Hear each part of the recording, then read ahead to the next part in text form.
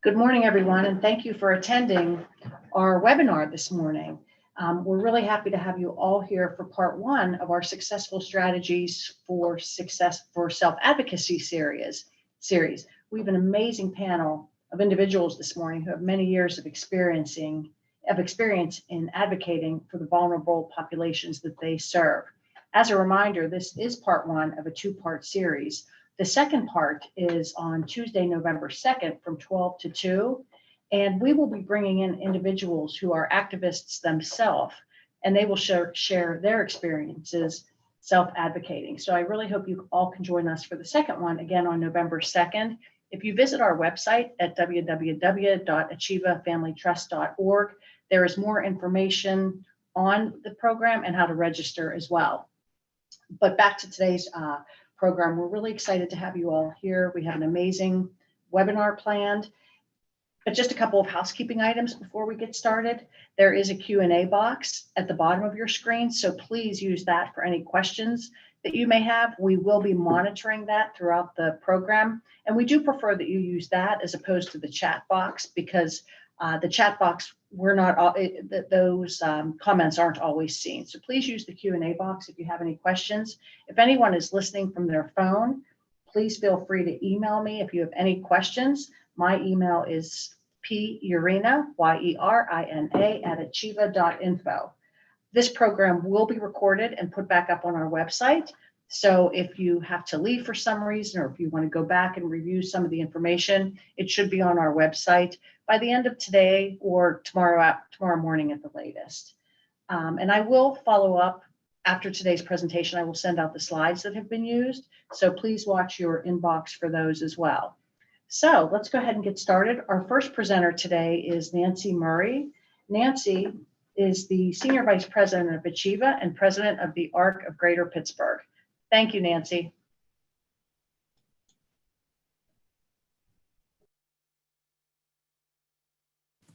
Good morning, everyone. Patty, can everyone see our slides?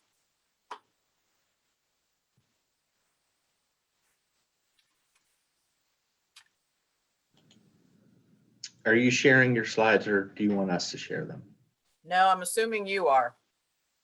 Okay, I'll put.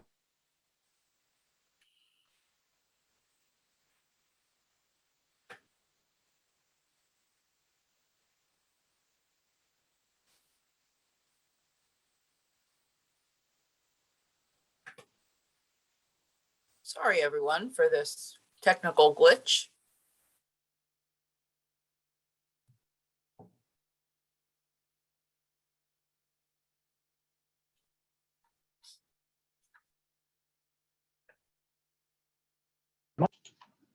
Okay, Nancy, I think they're up now.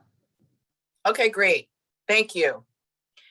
So we're going to kick off this morning with a little bit of information about communicating and working with legislators. Next slide, please.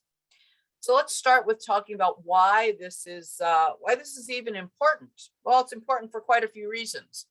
First of all, legislators authorize funding, pass laws, and regulations. We depend on legislators for the laws and also, just as important, the funding that we need to provide services. It's also important when you're working with legislators to do a lot of education. Legislators are not experts on every issue, and they depend on us for information. Legislators are faced with voting on bills every day, everything from agriculture to transportation to healthcare to disability issues. So it's up to us to provide information and education for legislators. So you can be part of the solution by providing your legislators with information and how people with disabilities and families are impacted by the policies and the regulations that they pass. And we're going to hear more from Katie in a little bit, but I want everybody to remember that your personal stories are very, very powerful tools. Next slide. Also, remember, when communicating and working with legislators, it is extremely important to avoid jargon. So when you're talking about the Office of Developmental Programs, don't say ODP, say the Office of Developmental Programs. Also, always be very specific. We're going to talk more about that in a little bit. Be organized. Don't go into a meeting, with papers flying all over the place. Be very organized. Always be polite. I can assure you that if you were to talk with a legislator and were anything but polite, you may not be invited back to another meeting. Always be prepared. Be prepared to answer questions that a legislator might have for you, and be persistent. Remember, legislators are busy, and you may need to be persistent in getting a meeting or in, getting a reply back from a legislator. Next slide, please. So it's important also at the very beginning to thoroughly understand the issue that you want to talk with a legislator about. You need to be able to very specifically, very clearly, very briefly explain why the issue is important. You need to have the research behind the issue and know the facts. So for example, if I was going to go in and talk about the waiting list in Pennsylvania for people with intellectual disabilities, I would need to be able to say this morning that as of August 31st of 2021, there were 12,287 people on the waiting list, and that there were 5,128 with an emergency need for services. You need to know the facts. You need to be able to explain how an issue impacts people with disabilities and families. And this is where it's important to have family members, people with disabilities with you when you're talking with a legislator. Decide who you need to talk with about your issue. It may be more important to talk with the head of a committee as opposed to your own legislator. So you need to know who to talk to about your issue. It might be helpful to work with other groups to develop a consistent message. So for me, often I'm working with others at the ARC of Pennsylvania. You should also research who opposes your issue and how and if you can overcome their point of view. Next slide, please. It's important that you research a legislator before a meeting. You need to know what are their issues of interest. So the legislator that you might have chosen to speak with may not be interested in disability issues. You need to know that before the meeting. You need to know if they've taken any public positions on an issue. So for example, if I'm going in to talk with a legislator about the need to close the state center, I'm certainly going to need to know how they voted on past bills to keep state centers open. You need to know what committees they serve on. So for example, if you're going in to talk about a transportation bill, it would behoove you to be talking to somebody on that committee. You need to know what bills legislators have introduced or co-sponsored historically to get a sense in terms of, what their interests are, what areas of legislation are they most interested in? What are their voting records on bills? Who are their allies in the legislature? So are they, for example, a member of the Intellectual Disability Autism Caucus? And also, who are their opponents in the legislature? Not all legislators get along with one another. So for example, you don't want to go in and mention the name of another legislator who maybe the legislator that you're meeting with does not get along with. It's also important to establish relationships with legislators. You need to establish trust. That's critical. So, legislators need to trust that when you come to talk with them or they contact you for information, that the information that you're providing them is factual. You need to establish that trust. You always need to be honest. So for example, if you do not have the information that they're asking you about, it is always okay to say to them, I don't actually have that information at my fingertips right now, but I will get back to you with that information as soon as possible. Always share your knowledge with them, be a resource for their staff. I always tell legislators, I always remind them, don't hesitate to have a member of your staff contact me or someone else at the Achieva advocacy team if we can provide them with information that's going to make their job easier. If the legislator says to me, I'd like to share some information with you, but I need to keep it off the record, I don't share that information with another living soul. I always will keep that strictly confidential. Sometimes it helps to volunteer at their district events or campaigns. Show up at the town halls that they have. You don't have to speak, you don't have to do too much, but you're there to show that you're supportive of that legislator. You may be asked to donate money. That's totally up to you. Something that is a must is you must always say thank you. Even if you disagree with a legislator after a meeting, you always at least say thank you for the meeting. And it's always nice to invite a legislator to visit your organization. I was on a call yesterday with one of Senator Casey's staff members, and I invited her and Senator Casey to come to Achieva next time he's in Pittsburgh. Next slide, please. And we're going to talk a little bit about ways to communicate with legislators. So letters. Never send a form letter. Never send a postcard. This is what happens. Volume of postcards do not matter. What happens are postcards are typed onto an online system and batched into their software as emails. So just send an email instead. But if you are going to write a letter, make sure it's a personal letter. It's not a form letter. It's not a postcard.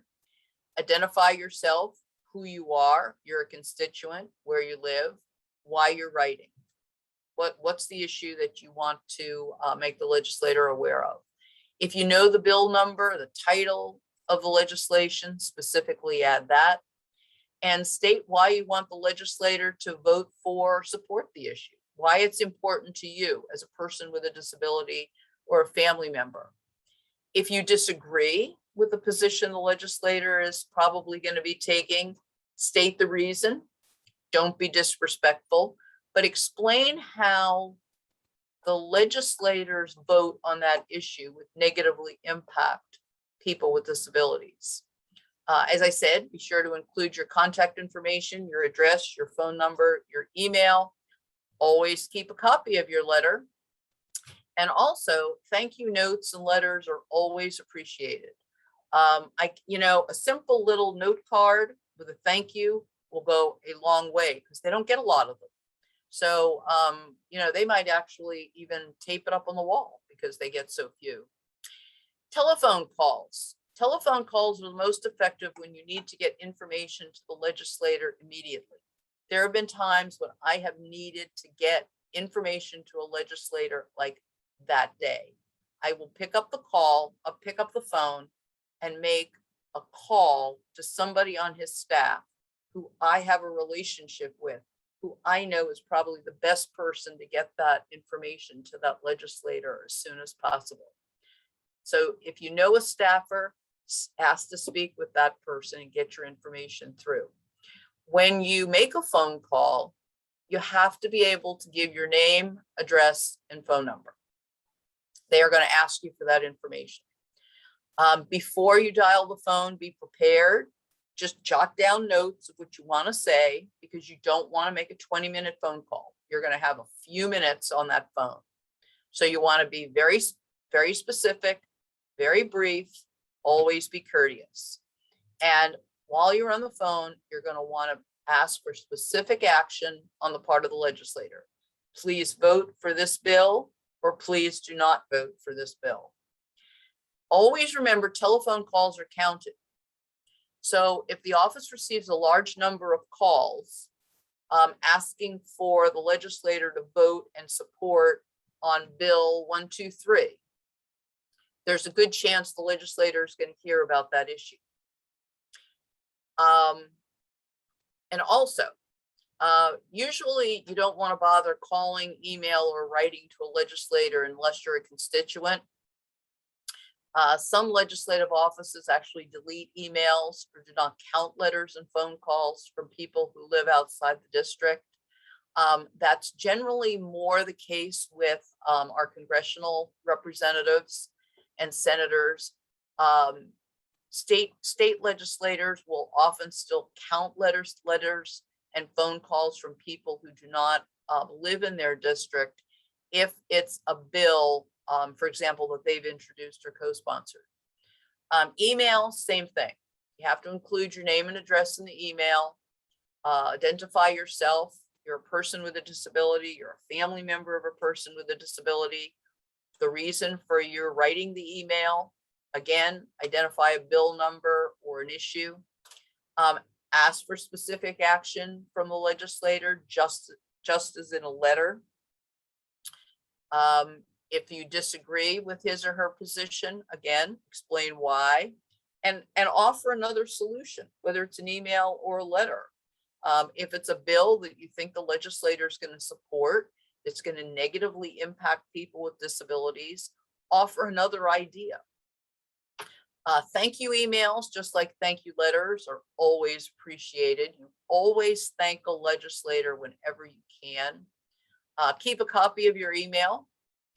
And again, emails are counted and they get organized into batches by subject matter. So if we're calling, about the waiting list, and they're going to batch 10 emails about the waiting list into one file. And the more emails about a specific issue in a batch, the more likely staffers are going to go and say to that legislator, hey, today we got 100 emails asking you to support funding for the waiting list.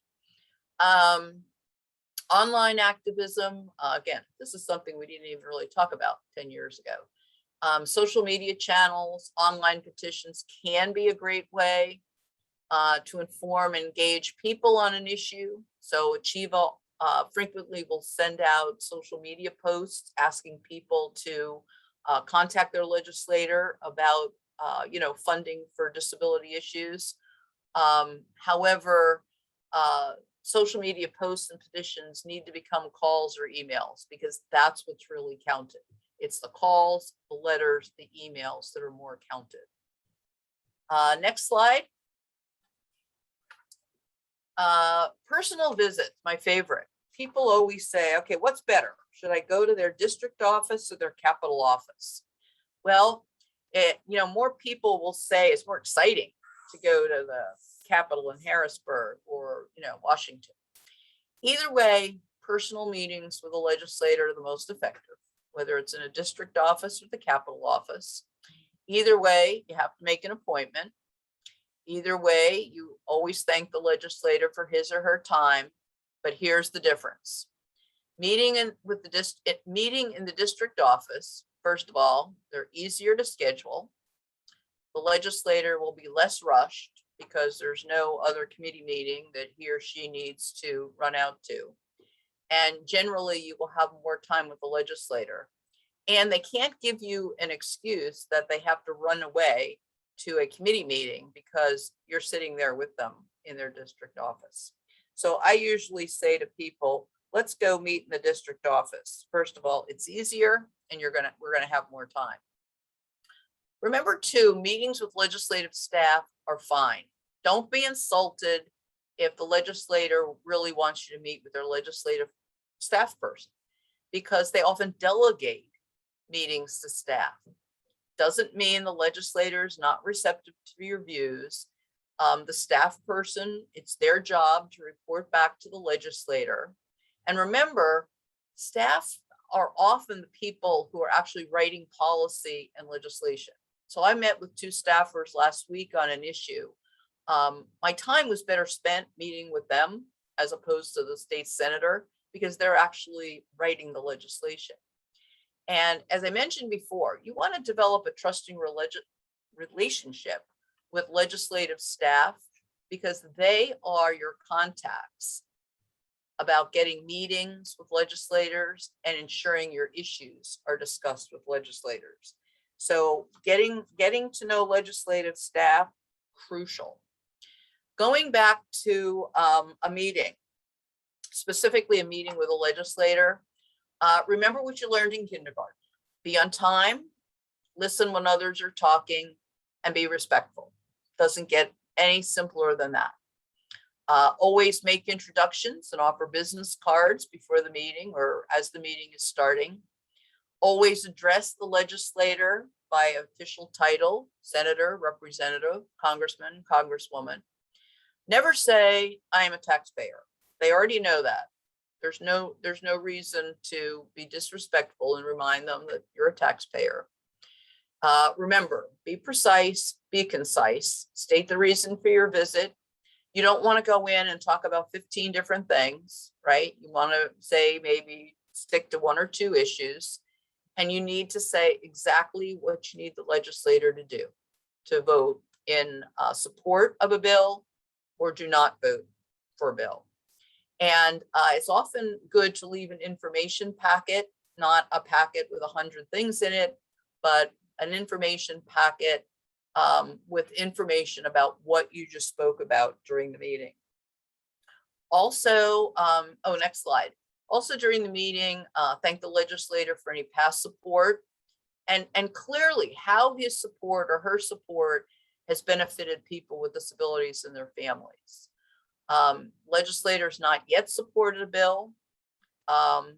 Thank him or her in advance, again, repeating why you need their support for it.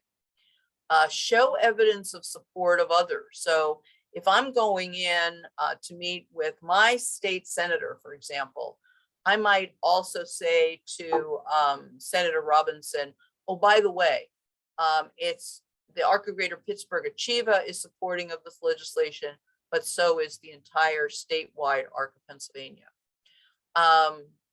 If the legislator is not supportive of your position, politely ask him or her to reconsider. And again, you need to give very specific reasons why. If they still say, I'm sorry, but I just don't think I can support this bill, never threaten or back a legislator into a corner. Be prepared to defend your position. As I said before, if you don't know an answer, say you will promptly get back with an answer. You never make up an answer. Next slide, please. Ask how a legislator might like to stay informed about an issue. Does he or she want to get the information directly, or does he or she wish that you get the information to their staff? Ask the legislator, what kind of information they would like in the future. Any next steps or timeline, depending on the nature of your discussion. There may be some next steps that you're going to need to take and in what timeline. A lot of legislators love to have their picture taken so that they can use it on their website or newsletter or whatever. And you might want it for your organization's communications also. And then it's always good to leave on time. If you've been given 15 minutes with a legislator, make sure you're ready to leave and out the door at the 14-minute mark. Follow up after the meeting. Always send a personal thank you note. As I said before, they rarely get handwritten notes. So when you send that handwritten note, I can guarantee you it will be like top of the pile on the legislator's desk. Be sure that any information that you promise to send is sent like that day or no later than the next day. Now that you've met the legislator face to face or by Zoom these days, feel free to communicate with the legislator on a more regular basis, because now that person can put a name with a face. Again, always volunteer to be a resource for the legislator's staff.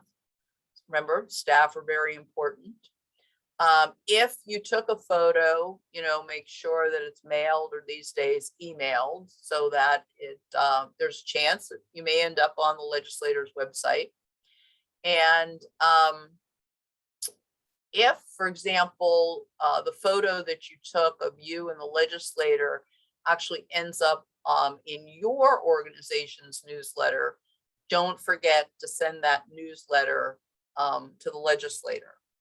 And I think that is all. I just want to thank you for your interest in this topic. There's my contact information. And always remember, and Katie's going to talk more about this, your story is always, always important and deserves to be shared. And now I'm going to turn it over to Nikki.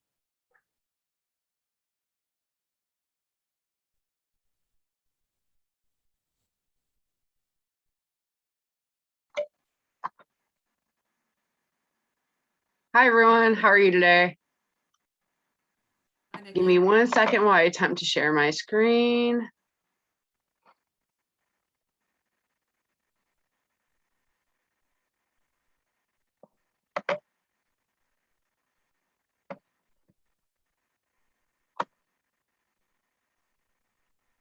There we go.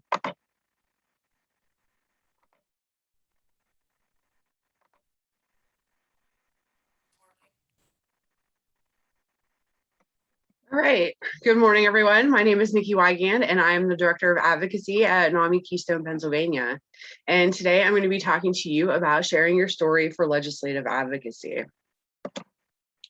So why tell your story? Everyone has a story. We all know how we got to where we are today.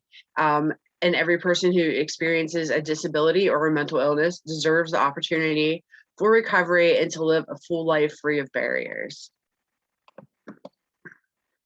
It's also to let your legislators know and your senators know that treatment works and recovery is possible. And our stories are proof of that.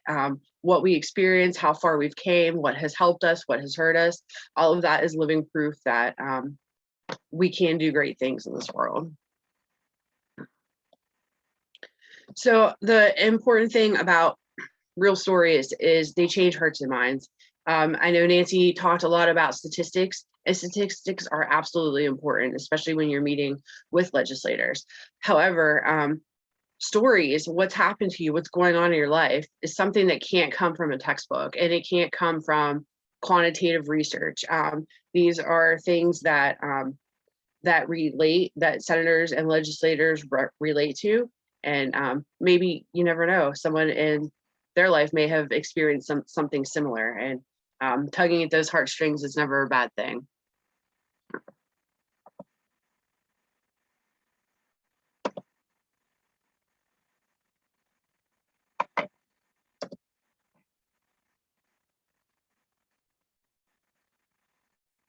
Oop, I don't know what happened there. I apologize.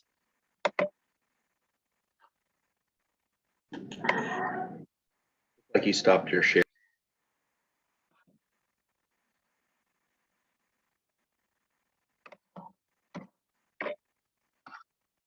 PowerPoint closed on me altogether. Give me 1 second, I apologize.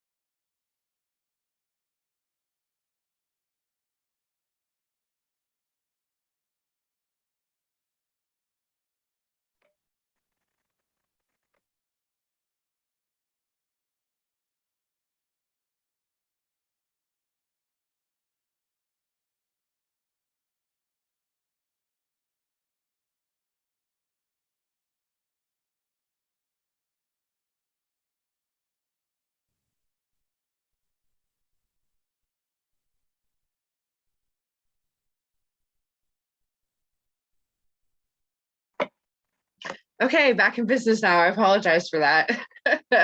Gotta love technology.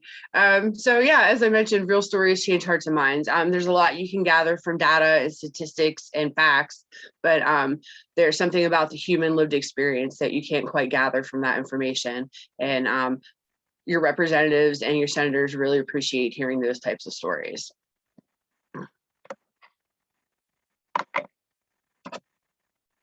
And as we all know, some stories are more effective than others. So the next part of my presentation, we're going to talk about the 7 steps to telling an effective story, how to craft your story to have the most maximum impact that you possibly can with those individuals that you're having the meeting with.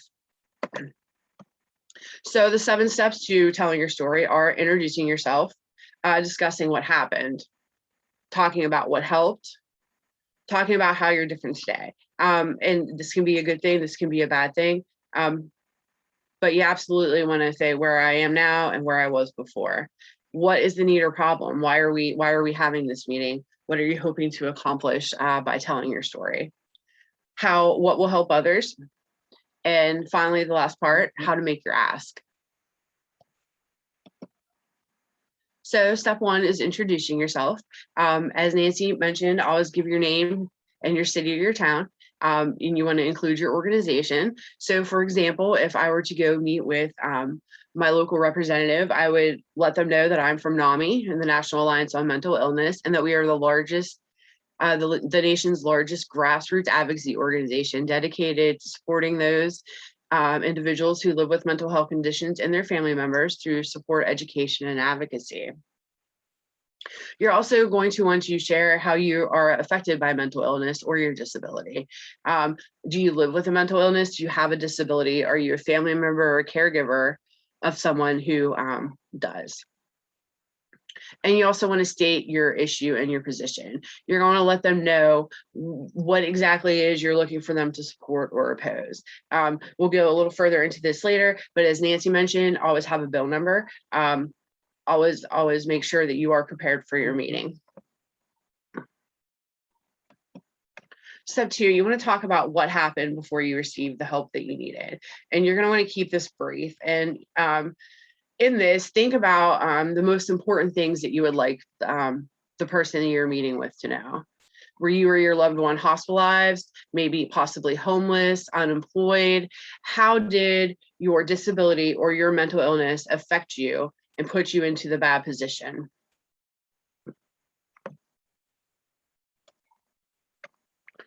Then you want to talk about what helped. And maybe this is something that actually helped. Maybe this is a service that doesn't exist currently, but it exists somewhere else, and we're trying to bring that to Pennsylvania. And how has it helped people in other states? How could that service or therapeutic modality have helped you in your recovery? So as I mentioned, you're going to want to talk about what worked, whether it be peer support, family support, some sort of outpatient treatment, things of that nature, and anything that could have enhanced your recovery that wasn't available. I know one of the many things that we're trying to bring to Pennsylvania is family peer support across the lifespan, and not just for those with children. So how could this have helped you or your family member if your family had, your whole entire family had support, regardless of your age, when you began experiencing your crisis, whether that be a mental health crisis or otherwise?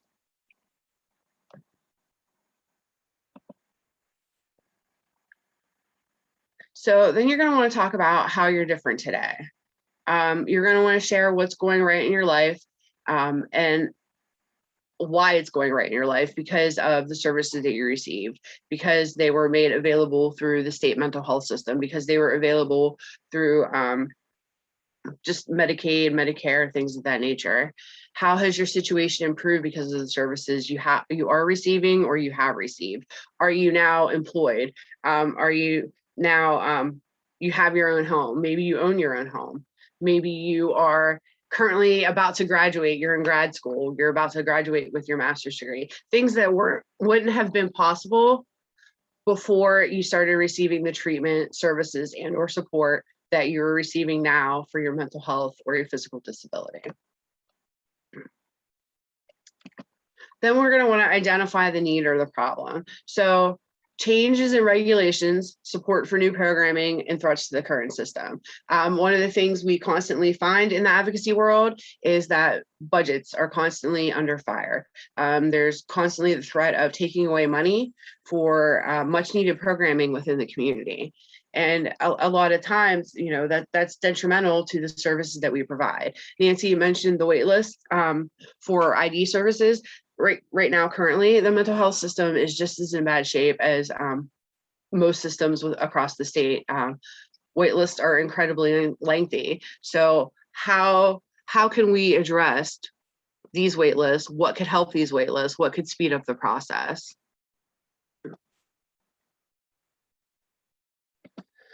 Then you're going to want to talk about what will help others. Discuss what will address the need or the problem described. As I mentioned, that could be new programming, that could be increased funding, that could be opposition to a bill that's currently threatening a program that we have. You know, just as a most recent example, within the last legislative session and the current legislative session, there is legislation being introduced to dismantle one of the funding mechanisms for our current mental health system.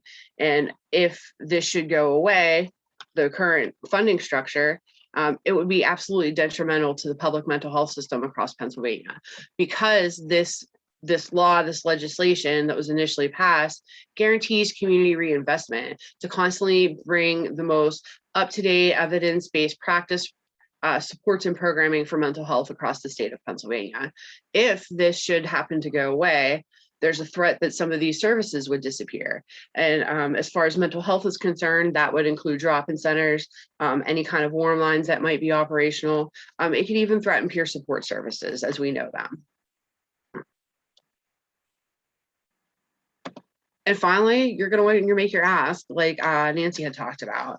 Do you want your senator, do you want your legislator to oppose something? Would you like them to support something?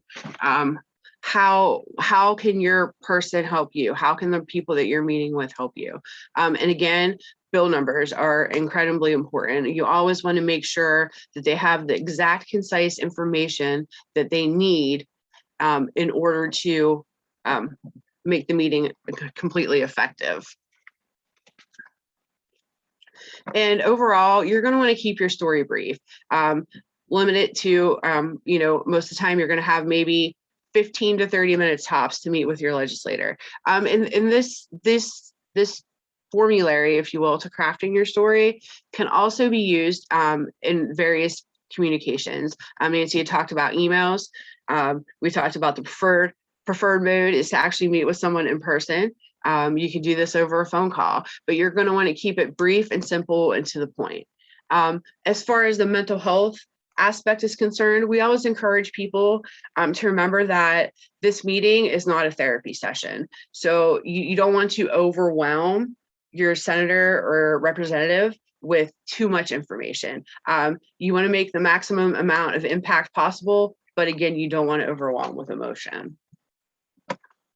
So that is it for my portion. I appreciate your time and thank you very much.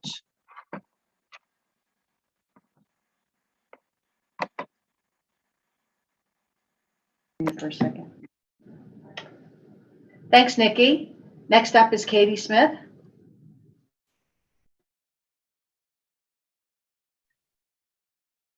Good morning, everyone. So I want to pull pieces from what Nancy said and what Nikki said in really talking about sharing your story for political advocacy is really important. Your story is your power. Your family's story is your power. Storytelling makes policies real and it brings them to the forefront and really pulling things together to helping legislators understand why what they do is important and how it affects us and how it affects our society as a whole. But I want to bring it back a little bit in telling your story is where it's important to connect with legislators and it's important to tell your story as well. You really have to know your story and know what's important about your story before you dive into doing advocacy and having these meetings with legislators. And so something that I've talked about with youth and young adults, a lot of my work is done with them and that transition aged youth and helping young people with disabilities become good advocates because they're the future. They're the ones that are going to be taking all of this over and taking the world by storm to do advocacy work and to change the world, really. And so I talk about mastering the art of selfies. So self-awareness is really important, and self-awareness can help you develop trust in your abilities and help you develop confidence. And so self-awareness is understanding your character, understanding your experience, your interests, your strengths, your needs, your goals with other people. And so when you go into these meetings and you're doing advocacy work in a lot of different places and sharing your story with other peers with disabilities or that have had similar experiences to help them navigate their own experiences and paths, and helping them to understand where they can go with what they have. And so really getting to know who you are. Your story is unique, your experience is unique, and your story can't be wrong, whatever you're telling, because it's your personal experience. It's what you've gone through and the way that you've grown through it. And understanding where your gaps are is important, and understanding where you still need to develop is important. I wouldn't consider those weaknesses, but those are opportunities for growth. And there are so many different ways you can connect in the community to build those things. But that self-awareness is really the place you want to start, in really understanding all the things about you and your experience. And so before diving into advocacy, it's also very important to develop disability awareness and really understanding what your disability is, who are other individuals in your community with your disability, what are other organizations that might focus around your disability or support individuals with your disability, or have done advocacy work that relates to your disability or different things in the community that you want to achieve. Those are important things to understand. So that's part of that self-awareness. And then moving on from that self-acceptance, understanding where you are now is not where you have to stay.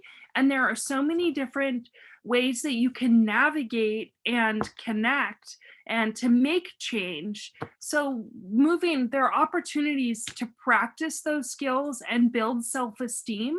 And so there's opportunities to practice skills before you're in the room with a legislator, and you can use your family members to practice telling your story and connecting, and you can do some role plays and things like that. And it's definitely important to do that with young adults, but as adults, it's important to do a little bit of role play before diving into those situations. And so after getting your self-awareness under wraps and then having that self-acceptance, that's when you want to do that self-advocacy and really speak up and share what your thoughts and your opinions are. And if you don't know an answer, like Nancy said, it's important to follow up afterwards and say, I don't know that right now, and be honest, but to make sure that you follow up. But if you don't understand something, ask more clarifying questions. Don't just keep going through a conversation without getting clarification. You want them to really be able to introduce concepts to you and help you navigate different resources to be able to really be on their same page. And definitely stand up for your rights. When you feel like something's being violated or someone says something that's really incorrect, correct them and help them navigate and learn different ways to better be aware. And disability etiquette is very important. Words matter. Whatever you say matters, and what other people say matters, especially elected officials or individuals in positions of power. And so correcting them and bringing them into the hallway and saying, the way that you said that isn't quite correct. It's really important for everybody to use words that are sensitive to the population that they're working with and to be in the know. And that last selfie that I think is important is self-determination. So once you understand you and you understand your disability and you're okay with where you are and you're able to share that information with those self-advocacy skills, that self-determination to do it, to set goals, and to actually get out there and connect with people. It's important to be empowered to do that and to actually go out and engage. Like I said, your story is your power. Words matter. What you have to say matters. And to be able to effectively communicate that is important. And when you go in to share your story, have a goal with why you want to share it. What are the key points? Don't go in and tell your whole story. Like Nikki said, keep it short, keep it succinct. And when you share it, make sure that you're sharing pieces of it that really point to the larger goal that you want to get across. Part of my story, something unique about my story is I have a disability. I acquired a spinal cord injury in an accident at the age of 21.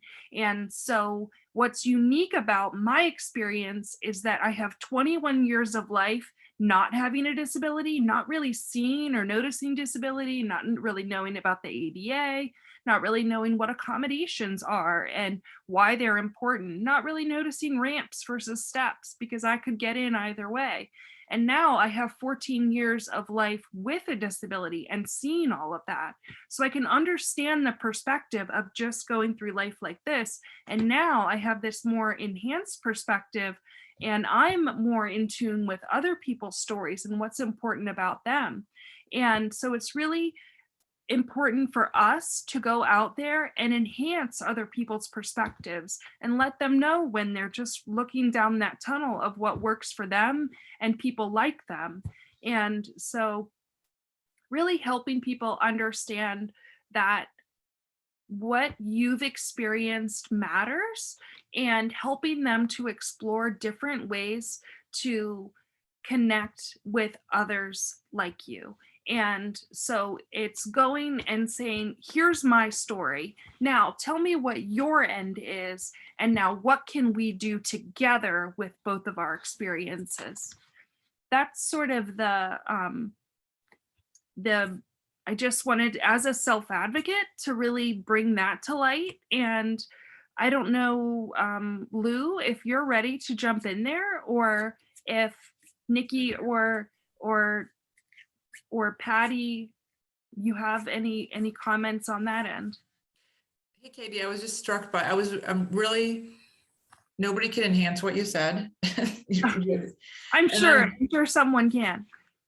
But so I just wanted to sort of like listen to everybody today and wrap up a little bit in general. And something you said really struck with me. And I'm thinking about this more lately, talking with legislators and families and people with disabilities, is how we can enhance each other and how we can coalition.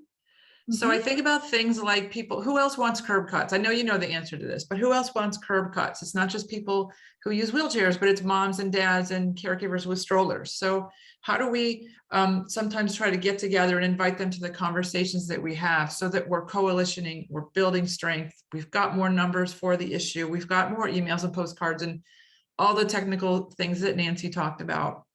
We've got more stories like Nikki and you talked about. I like also to help people advocate. I do things like bring props. This is your brain. This is the brain with autism. There's extra nerve cells. It's really confusing and hard for people to communicate across the traffic jam. They're smarter than a lot of us. I realize it now as I'm talking, I'm using like othering language. I'm saying like they. So even pointing that out and talking about how words matter while you're in a meeting, but bringing props. I've brought x-rays of injuries for people. I bring photographs, send video, like to make that point, because like Nancy said, legislators have a huge job. They're worried about infrastructure and funding and schools, like all this stuff. There's no way they can know this stuff. But I find teaching with pictures, teaching with props, you get this aha moments like, oh, that's what you're talking about. So coalitioning, bringing props, using video, photo evidence, all of that kind of thing. And then inviting people out. So, hey, Senator Casey, we've got an event, but it probably should be like 3 months out, like planning longer than usual. and invite them to your stuff, because then they'll be talking and chatting with 10 of your friends or people that have the same issue. And I think that's in a relaxed atmosphere where they can actually take time as a person to interact and listen to people's, variety of people's stories is really helpful. But I just really appreciate the time that everybody's put into this, and like your long careers, Nikki and Katie and Nancy and everybody here, that you developed like so much skill to share with people. So thanks for letting me participate. And you don't know where your story can take you, and you don't know, that's starting to self-advocate. It's taken me overseas. It's taken me to the United Nations. It's just being open to, participating, being in the room, but then also opening your mouth and sharing your perspective, because everyone's perspectives are unique. Nancy's is unique, Lou's is unique, everyone's is unique. Nikki, I guess yours too. But we have a disability task force in Westmoreland County, and one of the big issues is there's very little accessible parking. There's no accessible parking to get to our courthouse, which is on a hill in the center of town. And so we can, my cohort, Mike and I were going to go down and ride through and really identify it. But why not take an extra wheelchair and invite one of our local legislators to go wheel through it with us, and really put them in our seats, literally, and have them navigate that, inviting them out to experience the issues, inviting them to a wheelchair rugby tournament would be great to gain that support, and doing it in a fun way. You don't have to do it in a desk in a courthouse or at a legislator's office. You can really have that meeting in a separate way that really helps them experience your group and right, your culture.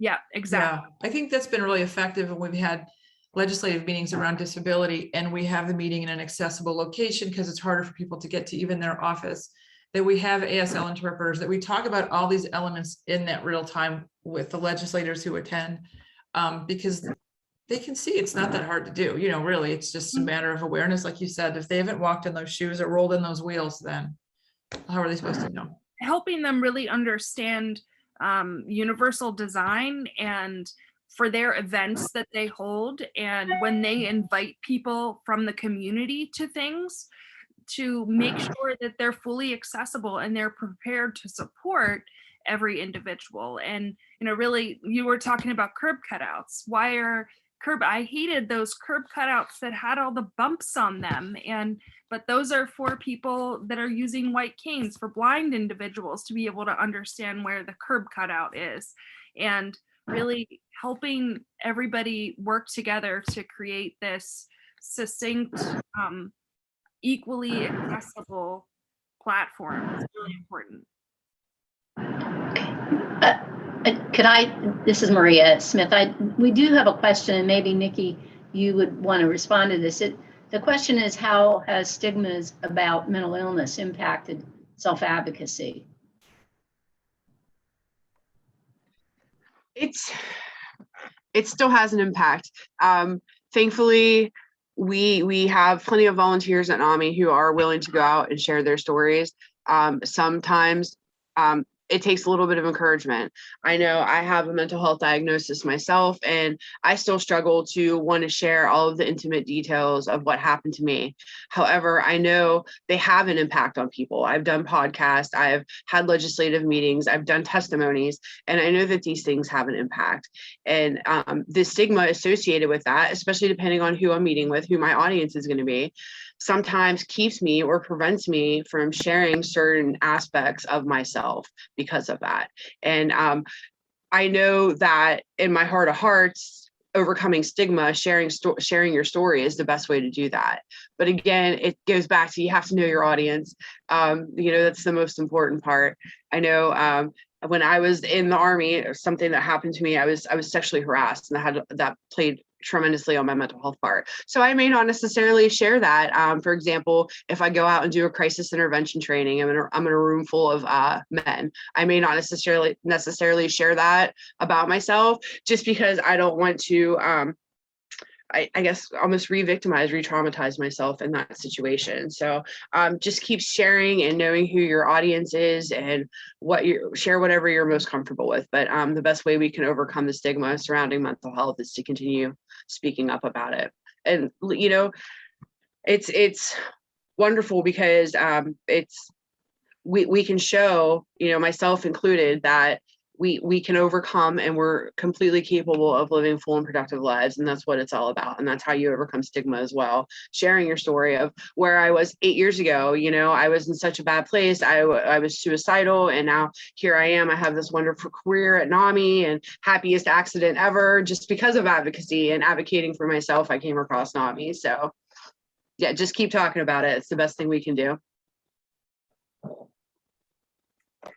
Absolutely. Very good answer. And if there's anyone in the audience, any participants, or someone that is interested in building their story, or you have, you know, groups that you would like us to help, you know, build that storytelling, you can definitely, I'm sure Nikki can help. Disability Options Network, we're happy to do different skills training, and we support individuals with disabilities on 5 core services, and that one of our services is peer mentoring. So developing peers is so important, and to be able to connect, even if we don't have the same diagnosis, the experience of being an individual with a diagnosis is its own struggle at times. And this is Maria Smith again. And just a question, going back, Nikki, to what you were saying, I was wondering if the visibility of mental health issues, especially during the time of COVID, has, in your opinion, really has raised the necessity to really look at the availability of services, and has it, I want to say, has it made your job easier in some ways? People kind of relate a little more to some of the issues you're trying to bring to the public. So this kind of goes back to the facts and statistics, because facts and statistics are often severely behind. We're having a difficult time with that right now. Everything that we currently have available as far as what's happening with the mental health system is largely anecdotal. And well, you know, we're talking about sharing our stories, we also need to have the facts and the statistics to back our stories up. And so that has become increasingly difficult. We're seeing the absolute need and increase for services at the NAMI office. Our call volume has doubled, not even doubled, increased by 300% just since the start of the pandemic. And it continues to climb quarterly the further along we get in. And, you know, bouncing back and forth between restrictions and no restrictions and then back to restrictions is absolutely playing on people's mental health. And we've seen an increase in attempted suicides, completed suicides, drug overdoses, either intentional or accidental. It's all going to come to the surface eventually. And I just hope that it's not too late by the time that it does. Because like I said, we're out here struggling, we're out here trying, and trying to convey that information has been rather difficult at this point. And this is where story sharing comes largely into play, because like I said, those facts aren't quite there yet. And who knows when we'll get facts for 2020, 2021. It's hard to tell. So. Yeah, thank you. Any other questions out there? Please feel free to go ahead and put them in the question and answer box. We'll wait a minute or two and see if anything pops up. I have a topic that we can talk about in the meantime. I'm always curious about, we get a lot of calls. So we're the Autism Connection of Pennsylvania, and we'll get calls from anywhere, from a theater, from an airport, from a courthouse, saying, hey, we'd like you to send some people in to do some accessibility work. And it's work. I mean, everybody here on the call generally is being paid. And so I'm always trying to find a balance between, yes, we want to improve society, but basically asking for payment, like what's your budget, something like that. I never want to kill a project, but I never want to have people with disabilities seen as the free consultant for the world when it's something that's like a human right kind of issue. So I wonder if you guys could talk about that and just how you might handle that if somebody's asking for like focus group participants or can somebody spend a whole day or two somewhere and giving advice?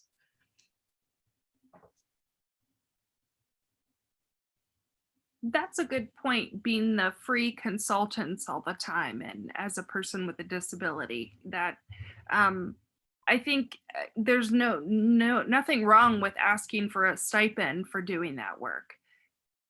I would say, because our experience is valuable, and that's not something that they, if they were asking for a consultant on some kind of infrastructure, some kind of like very technical work, they would be paid. Someone to come do surveying would be paid. So there's no reason that an individual with a disability couldn't ask for that as well.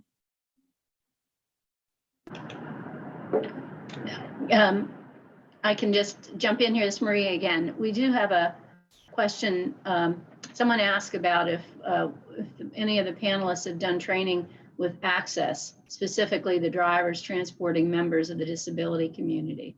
Yeah. When I was in Philadelphia, we trained 700 paratransit drivers over 3 days. We'd had, of course, all their buy-in. I have a feeling they probably were being sued by somebody. So this was, not always totally voluntary. We divided into 3 groups. We had a group for people with cognitive disabilities. We put them all through exercises where we would do like simulated disability kind of work, and then some feelings, kind of how they felt about things. And it was really effective. And they had transportation because they could take the vans, but they had all 700 drivers go through across 3 days of like teams in this sort of large facility that I used to work at. Great. What about anybody in Allegheny County? Access in Allegheny County?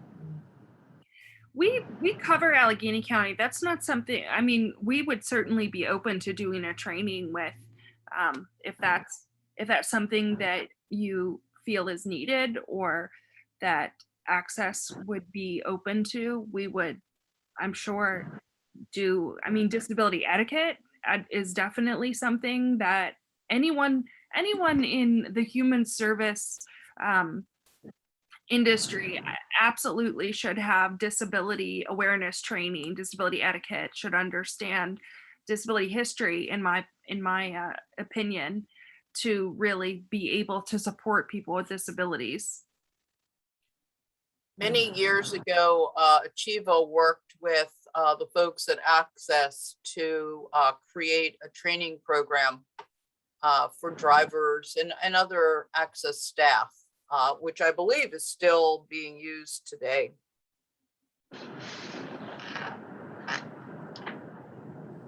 And this is Marie again. There is one last question too. The person was asking if self-advocacy is a learned skill, and how would you encourage someone not to give up?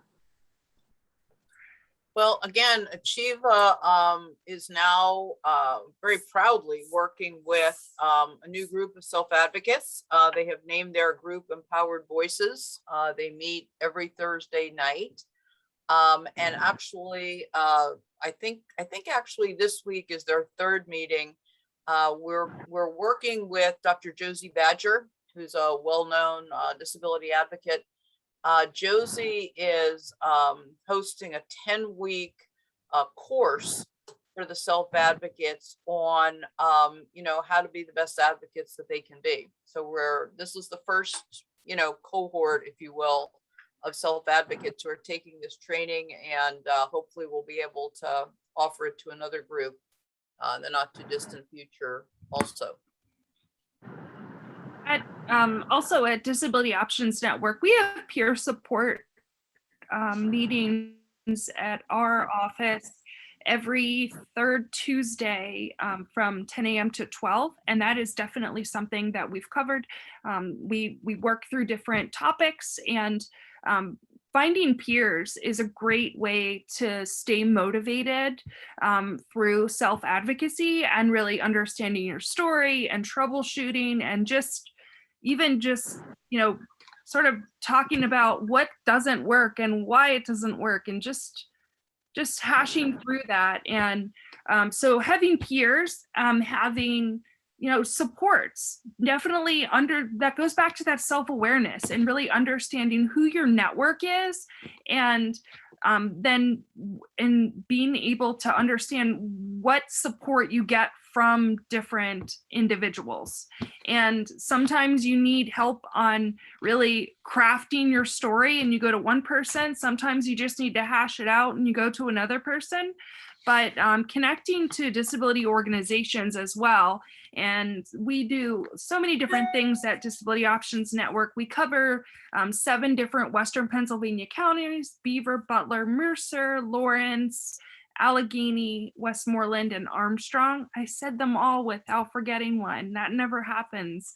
And so we can definitely, we do individual skills training with disabilities, and we have independent living plans for people. And so if self-advocacy is one of their goals, that we can work through that with them. We can do group trainings. So we're always happy to help support people through that.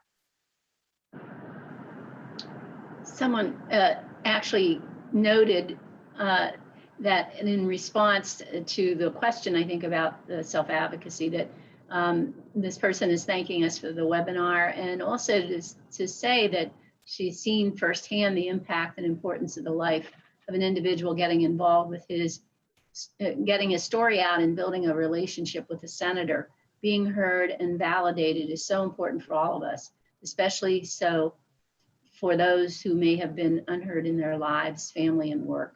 This gentleman may not have known that he was self-advocating at the time, but he definitely does now. Your impact can be so broad. It really can. And so having, struggles and people telling you no, or people just saying, I don't see why we would be engaged with that, or I don't see how this would help our youth. Just keep trying. You're gonna get someone that has the right ear for it, and they might take you to so many places with them and say, I need you to come tell this guy what you told me. And it's so gratifying to feel valued and to feel heard and to see your story make an impact. You might be on a commercial someday. Boom. Great. I think that's it. Okay, I don't see any more questions, so I think we'll start to wrap things up. I first want to thank Nikki and Lou and Nancy and Katie for being here today and participating in this webinar. We at Achieva Family Trust have been working with you for many, many years, and you have been an invaluable resource to us and to those we serve. Thank you for everything that you do. I think the information you shared today was just fantastic, and I learned a lot, myself. Some of this I was just not familiar with. And Katie and Nikki, another thank you to both of you for sharing your personal stories, with those of us today. They were really powerful, and I think the work you do is just amazing. So thank you both for being here again. And I know that Nancy mentioned the Empowered Voices group. That sounds like another really good resource that I hope those of you here in attendance will share, with others. And as a reminder, part 2 of this webinar series on self-advocacy, again, is Tuesday, November 2nd from 12 to 2.